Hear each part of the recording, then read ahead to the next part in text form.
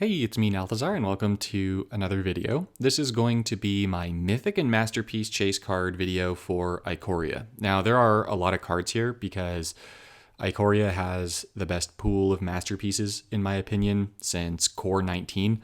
So it's just there's a lot of really good Masterpiece cards, and there happen to be a lot of good Mythic cards. I'm sure that there will be some Mythics that you really like that I haven't included on this list. Some of that is going to be due to just I need to test some of them out. I don't really like the idea of disabling cards in my hand too much, so I didn't put the finales that are disabling things. But once I play with them, I may find, you know what, I love them. I mean, I love Eidolon of Blossom, so let's just get straight into it. So the first card is Ikoria the Soaring Wind, and I think that this has the potential to be one of the strongest cards in the set. It's a 7/8 for 16 with flying, which is solid. And then when you create a creature token without flying, create 3 bird cat tokens. That's massive, absolutely massive. If you use this with, say, March of the Multitudes, then March of the Multitudes is going to come down for 12 tokens, and then you're going to get 36 cat bird tokens in conjunction with the 12 March of the Multitude tokens. So just one casting of March of the Multitudes is now getting you 48 creature tokens, which is absolutely absurd. It's insane. When I first saw this card, the first thing I thought, and this is just ignoring like the activate for double strike, I thought, oh, what if I used Ikoria in conjunction with Divine Visitation? But unfortunately, the tokens that Divine Visitation makes are angels, and so I would need to test and see if before the creature tokens turned into angels, would that actually make the cat birds? If so, it could be worth it. If not, it's not. So potential downside there. But otherwise, really, really strong card. Really cool. Next up is Ikoria the Exemplar. So this one is another masterpiece. It's going to be like 8 masterpieces in a row, I guess. So this is a 6/6 with Death Touch for 16. Activate 3 to convert 3 gems to your Planeswalker colors, which is a very solid ability. Like, even if you just use this in like mono blue, black, or green, this is going to give you potential for excellent gem conversion, cascades, loyalty, all that kind of good stuff. But then you look at the bottom, and you see that when you cast a card with stored mana, create an ever-growing Hydra token. Then that creature gets +X, where X is that card's stored mana. Now, we have a lot of really strong stored mana cards in Standard right now, things ranging from the finales. So you run this with Finale of Devastation or Finale of Revelation, which are, in my opinion, the 2 best finales. And each of those are going to have pretty significant stored mana. So Devastation, as you can see, has a stored mana of 8, and then Finale of Revelation has a stored mana of 12. So you're getting the token with a 12/12 boost just for getting the Finale of Revelation off, not even considering the other things. And then on top of that, you could use Electrodominance, which has a stored mana of 10, but also gives you mana. And so if you have, say, Repeated Reverberation, which is going to create 2 copies and play them and give them full mana, you could have 3 Electrodominances go off for 30 damage from the Electrodominance, and then make +30 worth of power on those Hydra tokens, disregarding whatever the base power toughness of that ever-growing Hydra token is. So this card has the potential to be really, really strong in Standard. Court of Calling is another one that has stored mana. I mean, there's just so many things you can do with this. It's really, really potentially strong, like really potentially strong. So I'm excited to get my hands on this one and try it out, see if I like it in practice as I might do as much in theory. But yeah, there's a lot you can do with it. And then is Tayam Luminous Enigma. So this is a little bit of a funky card. So it's 14 for a 6/6 with Vigilance. And when another creature enters the battlefield under your control, that creature gains Vigilance. At the end of turn, you can make target creature you control lose all of its basic evergreen abilities. And remember, all your creatures are going to enter the battlefield with Vigilance, so they're going to be gaining a basic evergreen ability. And if you do, you destroy the first 4 cards from your library. Then return the first creature that costs 10 or less from your graveyard to the battlefield. There are a lot of very strong creatures in this set that have a converted mana cost of 10 or less, and so I could see this potentially being a really cool card for recursion, or just because it has black and green, you throw things in the graveyard. So I'm really interested in seeing what I can do with this when I get it. Surly Badgerstour is kind of just in here just in case cycling becomes a thing again. This thing has, I actually really like the abilities and how they're designed. So it's a 6/6 for 13. And then when you cycle or discard another card, if that card's a creature, the Badgerstour gets +2/+2. If that card is a land, the Badgerstour is going to create a gold token, which is going to be a support with 1 shield, and when it's destroyed, you gain 3 mana. And if that card is a non-creature, non-land card, so it's a support or a spell, then this creature is going to fight target opposing creature. So this gives you a lot of control over what it's going to do. If you're able to cycle multiple cards per turn, you're going to be able to give it the power boost. You're going to be able to get mana out of it. You're going to be able to use it as removal. So it's just really got a lot of different utility. So I'm interested in seeing how it plays. Then we've got Otrimi the Ever Playful. So that's a sort of odd looking card art-wise, but don't be fooled by that. If the mutation ability on this winds up being good, so if mutation winds up being a good mechanic, then this will be an amazing card. So it's 14 for a 6/6. The mutated creature is going to have, when you cast it and it enters the battlefield, destroy the first 3 different creature cards from your library. So it's going to put 3 different creatures, boom, right in your library. And that could include Otrimi also. And then when this creature deals combat damage, so when Otrimi deals combat damage to your opponent's planeswalker, return the first creature card from your graveyard to your hand and give it full mana. So not only are each of the mutations going to be throwing things in the graveyard, but then when the creature is attacking, or Otrimi, I'm not quite sure how that one's going to work yet, you're going to get one of those creatures that you just dumped in your graveyard back for free. So this is kind of like a mini Killer Instinct, but you get to cast the card. And so what makes this so good is that you mutate, and because it returns to your hand with full mana, when you cast it, that's going to trigger the mutation again. And so you can just keep triggering that mutation, whereas something like Killer Instinct that fetches and puts it into play won't be able to do it. So it's kind of like a mini Killer Instinct that's going to be really good for mutation.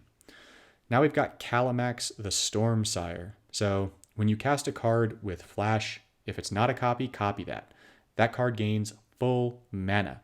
This effect can trigger up to 3 times per turn. This effect is ridiculously strong. And then also when you copy a spell, this creature gets +2/+2. So I know that I already mentioned a few of the cards earlier, but Electro Dominance has Flash Expansion, which is going to get you free Electro Dominance casts. That has, yep, you guessed it, Flash. Chord of Calling, that has Flash. Repeated Reverberation, which, by the way, is going to copy something twice and give this thing the +2/+2 twice. Also, yep, it has Flash.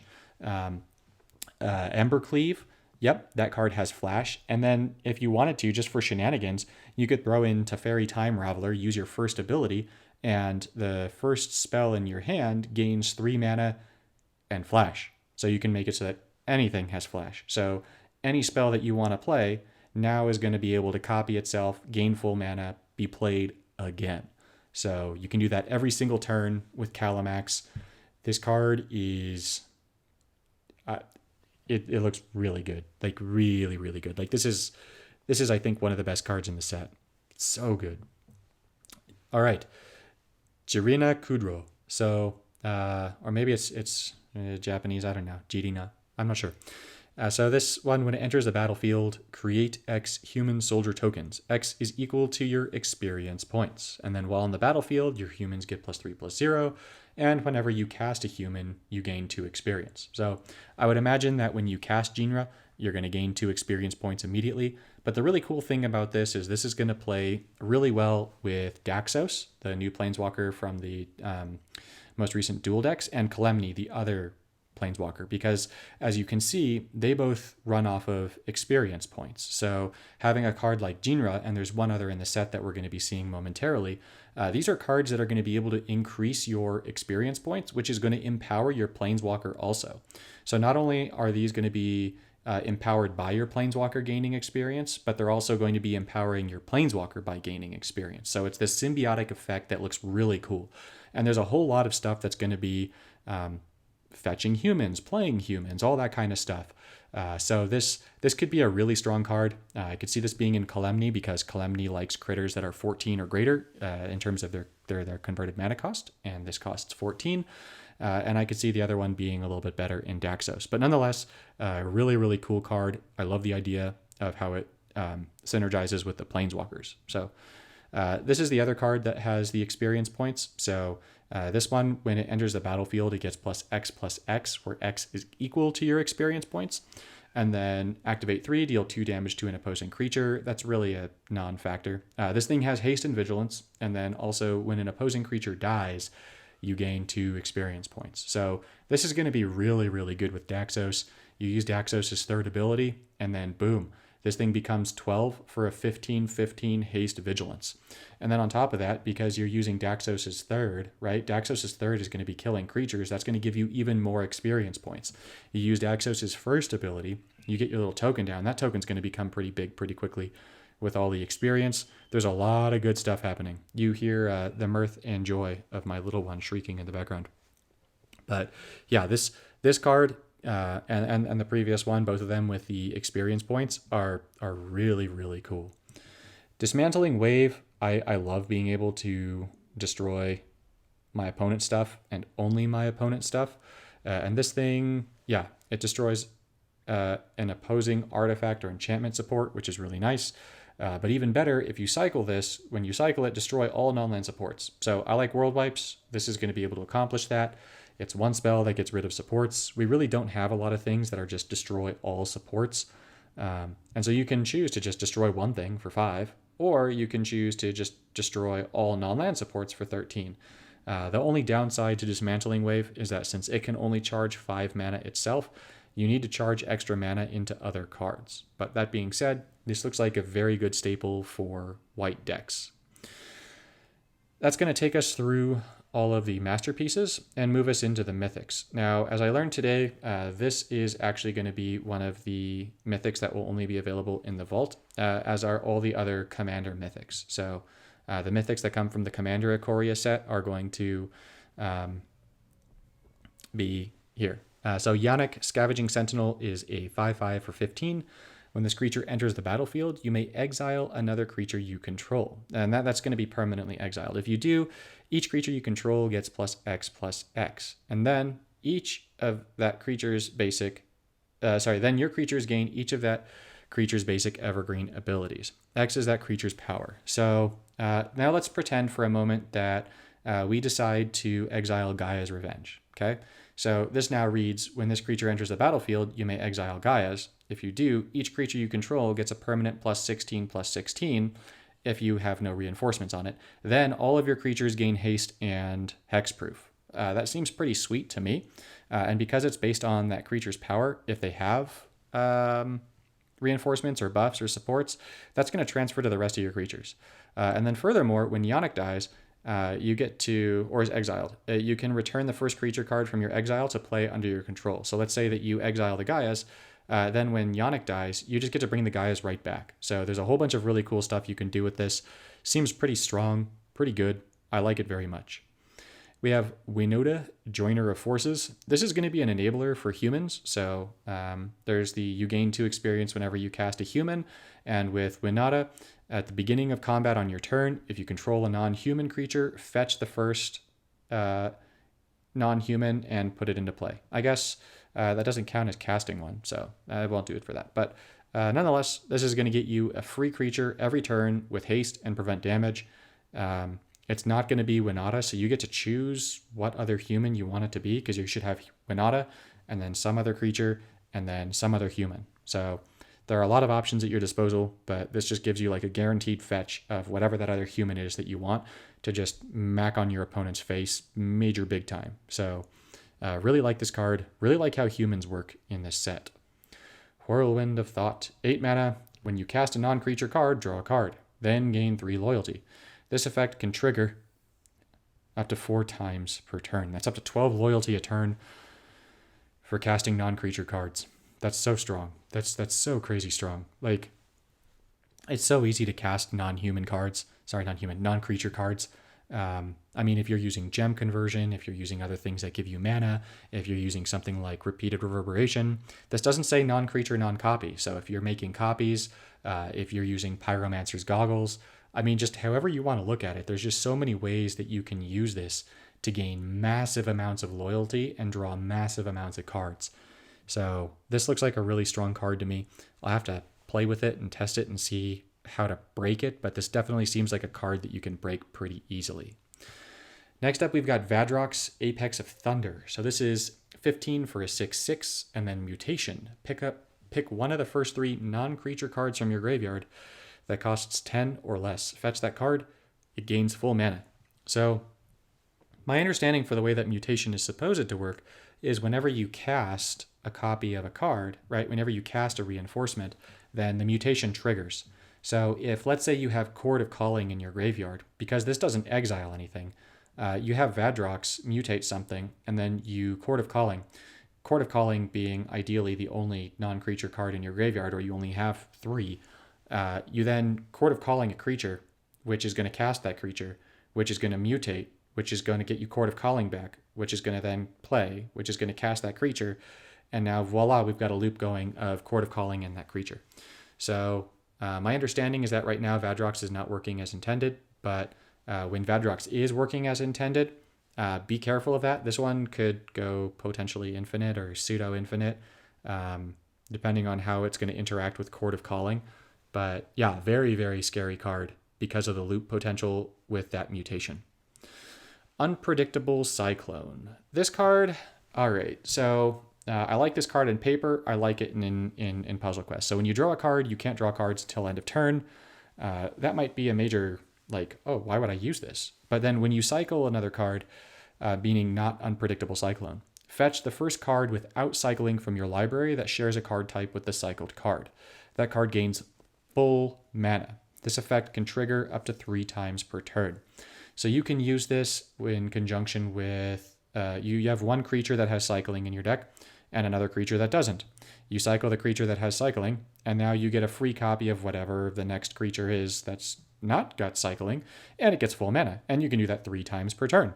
So yeah, this seems like crazy strong. You just stack your deck so that you have specifically some cards with cycling, some cards without. You have it set into 2 blocks, so make it something like specifically you have one spell that you want to be able to cast over and over and over again. And so you all your other spells have cycling, or you have one creature that doesn't have cycling and all the other creatures have cycling, or you have one enchantment that you want to be able to cast, but all the other enchantments have cycling. You get the idea. You can stack your deck around this thing. You get Unpredictable Cyclone down. The cycling mechanic itself is going to help you draw into the Cyclone, and then you start getting 3 free cards a turn. So that could be pretty cool. I like that a lot.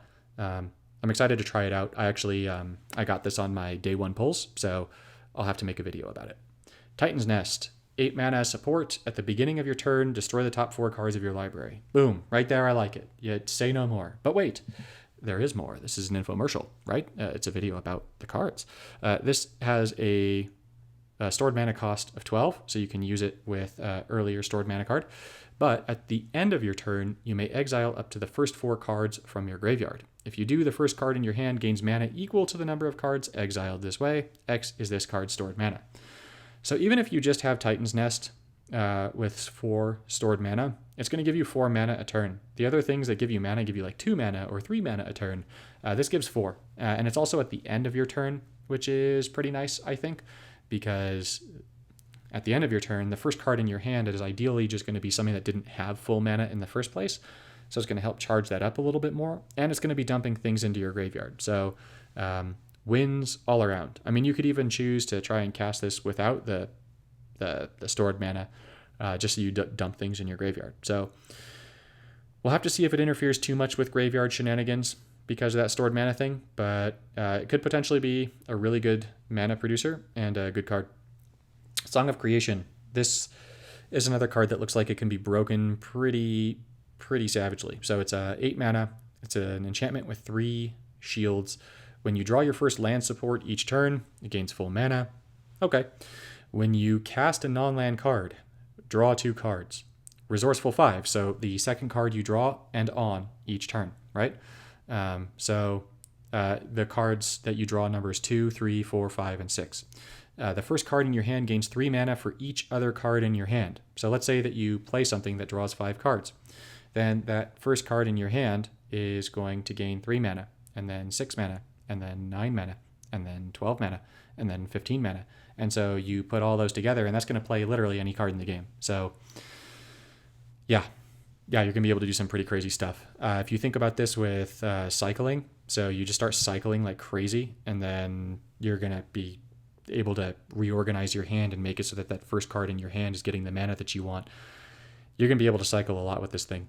You're going to be able to do a lot with this thing. At the end of your turn, discard all but the first card in your hand. So really, we'll just have to see how this one works. Will that discard all but the first card in your hand be too strong of a deterrent? Or if you use this in conjunction with stuff like Alhammarret's Archive or other things that make you draw cards, is this just going to be something that you can break and play way too many cards? So we'll have to see. Sea Dasher Octopus, 10 for a 3/3, flash and mutate. So the mutation here is going to be this creature gets +X until end of turn, where X is the number of cards in your hand. So, I mean, whenever you cast and reinforce, you're going to be able to give something like +6/6, right, until end of turn. And then at the beginning of combat on your turn, you're going to draw a card and give it mana. The cool thing about this card is that it's a really cheap card. It's going to be really easy to mutate onto something. And if you use it with something like Tromocratus, Tromocratus is going to make this a 4 mana card. And so for 4 mana, being able to just dump these things out, put it on Tromocratus, and then not just on Tromocratus, but put it on something else. And now you're drawing cards, and those cards that you're drawing are gaining mana, but Tromocratus is going to make all your creatures cheaper anyways if you're using Octopi and Leviathan and all that kind of stuff. So yeah, pretty sweet. Tromocratus is available starting today for booster crafting. So if you don't have your hands on that, if you didn't get that when it came out in its bundle, it's definitely a card worth going for. And if you get Sea Dasher Octopus, then that could definitely be a good combo. This thing, Ruinous Ultimatum, is going to ruin a lot of games for people. This is a 22 mana spell and destroy each opposing creature and each opposing non-land support. This can also destroy vanguards. This is crazy strong, guys. Like, super amazingly crazy strong. So I love this. I love things that kill just your opponent's stuff. And yeah, this thing looks like an absolute savage monster of a card. So really, really, really strong. You want this for any white, black, or red deck. Now we've got Riel.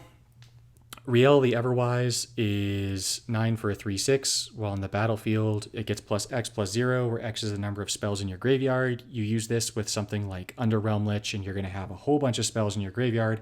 Think of this as a Beacon Bolt that just doesn't have to be cast repeatedly. It's just got Beacon Bolt's power all the time. That alone makes this a really, really dang strong card. And then on top of that, it also has, whenever you cycle a card, put it in your graveyard instead. So when you cycle a spell, it just goes to your graveyard. It buffs this thing up. You draw something else. So yeah, really good card. I got this one on day 1 too, so expect a video on this one. Really cool. King Kong, the Titan Ape, Kogla, right? I mean, this is totally King Kong. It's a big, big old ape, and it's holding a little person lady thing. So 10/9 for 19. When it enters the battlefield, it fights target opposing creature, and then when this creature attacks, destroy an opposing artifact or enchantment support. At the end of your turn, you may return the last human creature you control to your hand. If you do, this creature gains prevent damage. So it's really the top bit that's strong. So A, it comes in and kills something. And then B, whenever it attacks, you destroy an opposing artifact or enchantment support. We don't have anything like this in the game except for Elspeth, Sun's Nemesis' third ability. So, I mean, this is an unprecedented amount of support control from a really big creature at a really reasonable cost that's also going to be able to destroy other creatures when it enters the battlefield. Everything about this dude is awesome. And then if you mutate this dude, it's going to become even nastier, because every time you play the copy of it, you're going to get the mutation effect, and it's going to fight something. I love this thing. I want Kogla really bad. All right, next we have Keenan, Bonder Prodigy. So Keenan is kind of like a Golos Light. So it has at the beginning of your turn, for each color among non-token cards you control, your mana bonus in that color is increased by 1 until end of turn. So it's got something that's going to give you extra mana, and it also has 2 activated gems that are going to fetch something from your deck and let you play it. So the difference is that this is going to fetch the first non-human creature from your library, and it's going to give it full mana. So this is going to work really nicely for mutate, since all the critters that mutate are not human. And so you can go ahead and use Keenan the Bonder Prodigy or Keenan Bonder Prodigy with mutation things and bond a bunch of things together. So that's the idea behind Keenan. Aluna, Apex of Wishes, is like a definite copy of Djinn of Wishes, kind of, right? I mean, they're both 23 mana. This thing's an 8/8 instead of a 6/6, and then they both give you 3 free cards. So this one, mutation, move the first non-spell card that is not named Aluna, Apex of Wishes from your library to the battlefield. This effect can trigger up to 3 times per turn. So basically you get 3 wishes up per turn, as long as you can activate the mutate multiple times per turn. Because the thing that you get comes directly onto the battlefield instead of being cast, it's not going to trigger itself if you get like another copy of the thing that's mutated. But nonetheless, the Djinn of Wishes is an incredibly powerful card. And so I would imagine that Aluna will also be pretty strong. I don't see it being as strong as Djinn of Wishes, but I still see it being pretty darn strong. General Kudrow of Draenith. So this dude is really cool with all of the human token cards that we have right now. So Kudrow is going to have, while on the battlefield, your human creatures get +1/+1. And additionally, at the end of your turn, you may lose 2 reinforcements of a human you control if you do destroy target opposing creature with power 5 or greater. So this dude, in conjunction with human token production, is going to give you massive control opportunities, which is really good. And I really like that. It also has Graveyard Exile, which is more of a mediocre ability. But on the plus side, though, it has when a human enters the battlefield under your control. So as a result of that, with tokens, each of those tokens are going to exile cards. So I mean, I suppose this could be good with something like Kaya or something like that, or Ashiok. And then finally, the last card on my list here is Eerie Ultimatum. So this one's going to return the first 6 different non-spell cards from your graveyard to play under your control, then exile this card. So if you've got a way of dumping creatures and supports into your graveyard, or just dumping a bunch of cards in your graveyard, you play Eerie Ultimatum and you just bring them all back, like one of everything. It's like you get a creature and you get a creature and you get a creature and you get a support and you get a support and you get a support. Like this is fantastic. So I'm really excited to try this card out too. It's another one that I don't have, but that's my list of cards. So I'm interested in knowing what are some of your mythics and masterpieces that you're most excited about. What are some of your best day one pulls? What are some cards that I haven't listed here that you find are working really well for you? I'd love to know. Thanks for tuning in, and I'll see you in the next one.